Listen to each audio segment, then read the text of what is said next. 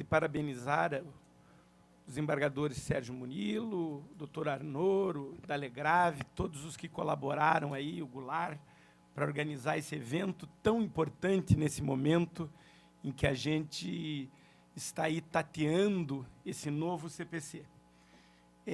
O meu tema é falar sobre as nulidades no processo do trabalho e as influências que ocorreram em função do advento do novo CPC. Ficou com aquela linha tradicional que tenta prestigiar a velha e boa CLT. Adoto aquele entendimento do professor Manuel Teixeira de que só se deve aplicar o CPC quando houver omissão, compatibilidade e, mais do que isso, necessidade, porque nós não podemos, de forma alguma, nos esquecer do velho e bom princípio da proteção do hipossuficiente, que está lá no direito material, muitas vezes esquecidos por alguns juízes que, nas suas primeiras lides, né, estão lá na primeira instância, preocupados com aquela pressão, com aquele trabalho todo, e acabam se esquecendo desse princípio da hipossuficiência que se espraia para o processo do trabalho. Então, nessa questão de nulidade, eu quero enfocar algumas regras do CPC, já vou pular a parte geral para caber nos meus 10 minutos aqui, e já vou para 3 pontinhos polêmicos que me preocuparam muito nessas primeiras discussões da aplicação do novo CPC e no processo do trabalho, e que me preocuparam muito também, de certa forma, pela própria orientação que o TST acabou dando para esses temas. Como bem dito aqui pelo professor da Legrave, não há aqui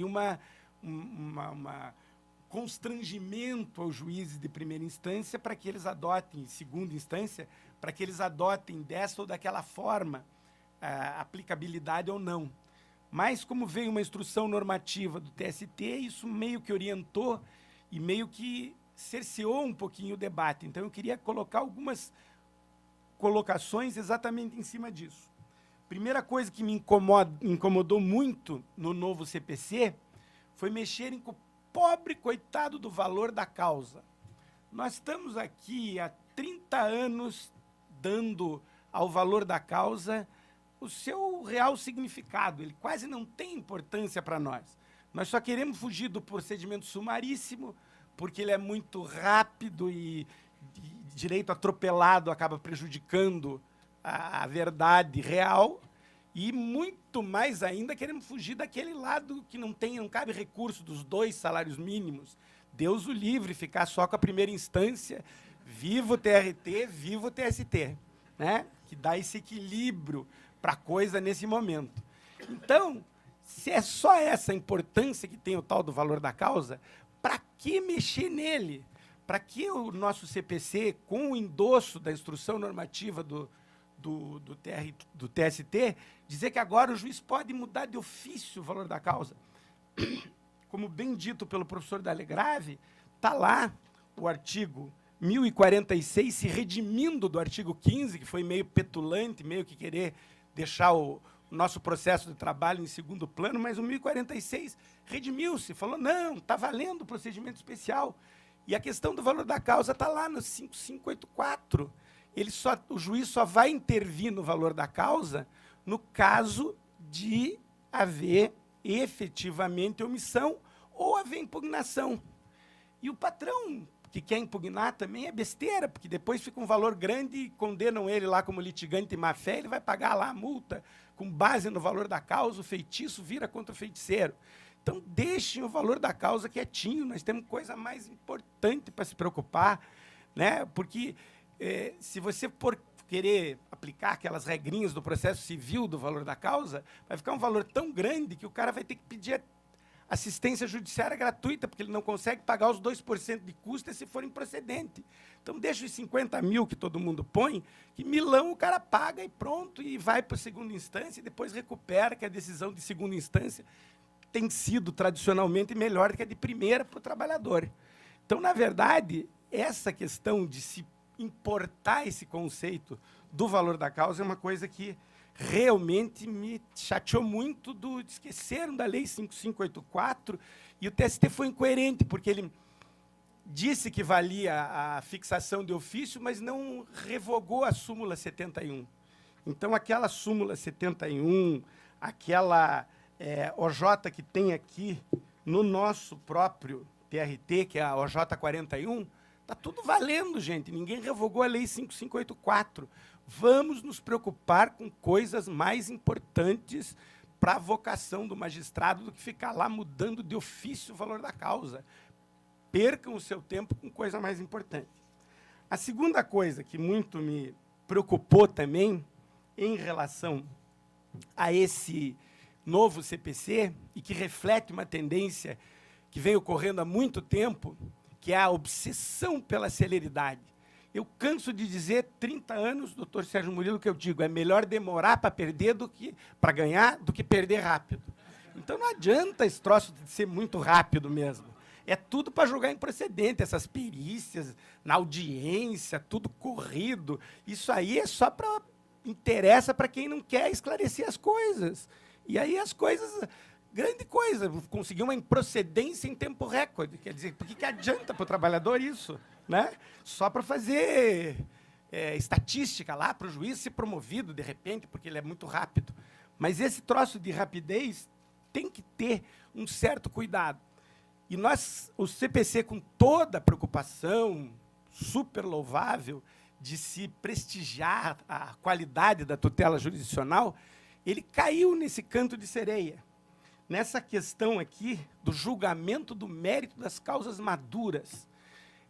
O CPC de 73 foi muito tímido, foi uma lei posterior que alterou, que permitiu que, se a causa tivesse madura e a questão fosse só de direito, o juízo de segunda instância poderia resolver a coisa em vez de anular e voltar lá para a primeira instância. Mas o nosso atual CPC exagerou nisso.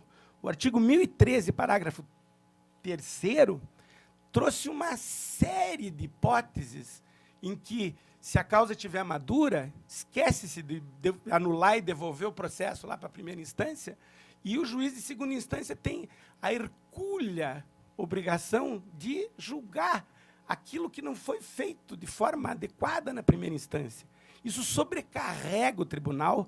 Vá lá que, como diz o doutor Gunther, primeira instância é um Vietnã, né? É duro mesmo, a primeira instância não é fácil conviver com esse litígio todo. Mas se as coisas começarem a ficar mal feitas na primeira instância, o juiz de segunda instância vê lá que não tem fundamentação, que extinguiu o processo sem julgamento do mérito, quando não devia ter extinto, e o pobre do desembargador tiver que julgar tudo isso, pegar esse bando de besteira que às vezes sai, e ele tem que corrigir tudo, isso é o fim do mundo, isso prejudica, isso não tem caráter pedagógico nenhum, porque o juiz de primeira instância não fica sabendo que errou, é um aprendizado a magistratura. O cara entra inexperiente, o cara entra com um pouquinho de juizite, o cara entra fazendo um monte de coisa, assim, que depois, com o tempo, ele percebe que é besteira fazer, que não tem necessidade de tudo isso. Um exemplo típico, uma decisão extremamente arbitrária de primeira instância é escolher paradigma. De onde é que tiraram isso? Se eu estou dizendo que tem 3 caras lá que trabalham fazendo a mesma coisa que o cara, é porque tem 3 caras que trabalham igual. Por que eu tenho que escolher um deles? Aí tem juiz de primeira instância que manda escolher, você não escolhe, teima. Daí, a maioria é bom, porque eles não deixam nem fazer prova, daí anula mesmo, porque tem que voltar para ouvir a testemunha do paradigma. Mas digamos que vem um juiz assim, mais vocacionado, mais equilibrado, e diga, não, eu vou te deixar fazer prova, mas como você não escolheu, eu não vou dar. Aí, esse tipo, não vou julgar, né, porque eles entendem que extingue o processo sem julgamento do mérito. Se esse processo não voltar para esse juiz que fez cometeu esse equívoco, e ele não ficar aprendendo que o tribunal está julgando diferente, que o entendimento é diferente, ele vai simplificar exageradamente e vai sobrecarregar tanto a vida da segunda instância que vai ser um problema muito grave. Então, embora eu, com tristeza, eu vi que o TST adotou isso, talvez também por essa obsessão da celeridade, não, julga na segunda instância, que tem assessor, tem mais condição, tal, mas não, a coisa é pedagógica, não pode fazer isso.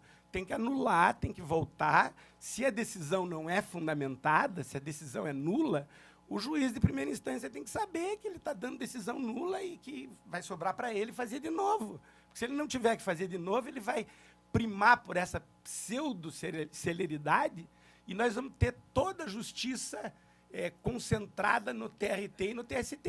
Porque aí a coisa... sem falar na questão de que o recurso de revista é uma questão de direito. E você supre daí a possibilidade de discutir a matéria de fato em duas instâncias, o que é uma coisa extremamente problemática.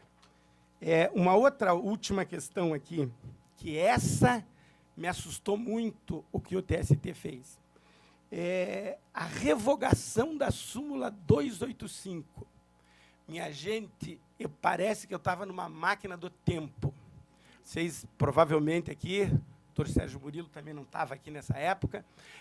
Eu era assessor do doutor Tobias de Macedo, em meados da década de 80, e eu era assessor da presidência. O doutor Tobias foi presidente em 86, 87, meados da década de 80, e a gente, ao assumir os despachos de recursos de revista, a gente percebeu que a doutora Carmen, que era antecedente ao doutor Tobias na presidência, fazia exatamente isso. Era um trabalho hercúleo, era uma coisa maluca. Ela recebia o recurso de revista por um motivo e não recebia por 35 motivos. E aí, aqueles 35 itens que ela não recebia, ela punha lá, a assessoria fazia. Era um trabalho... E olha que o tribunal era pequenininho, né? Tinha um assessor, a vice-presidência, a presidência, que ajudava a fazer os recursos de revista, lá o despacho. Imagina hoje, nessa montoeira que é. Então, aquilo era um trabalho hercúleo. E aí a gente um grupo conseguiu convencer o doutor Tobias, que era o presidente mais novo, o juiz mais novo, ele tinha essa coisa da modernidade, então ele queria ser o pioneiro nas coisas. A gente conseguiu, então, dizer, não, se sobe o recurso de revista por um motivo, precisa falar dos outros. Aí o TST pegou esse polêmico 1049 aí, que a doutora Lorena não gosta muito, mas eu adorei, porque, afinal de contas, não precisa fazer tudo aquilo que o 1049 monta. Fundamentando um pouquinho melhor, já está bom, né? Então,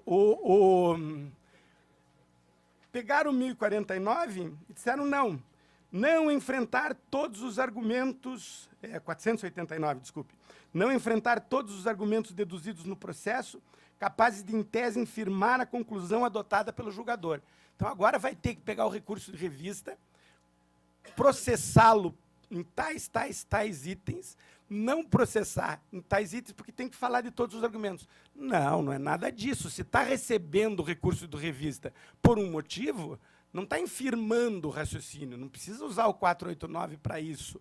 Manda para o TST esse recurso de revista de uma vez. Não. Pior, ainda inventaram não, tudo bem. Às vezes é importante você entrar com embargos declaratórios contra a decisão monocrática.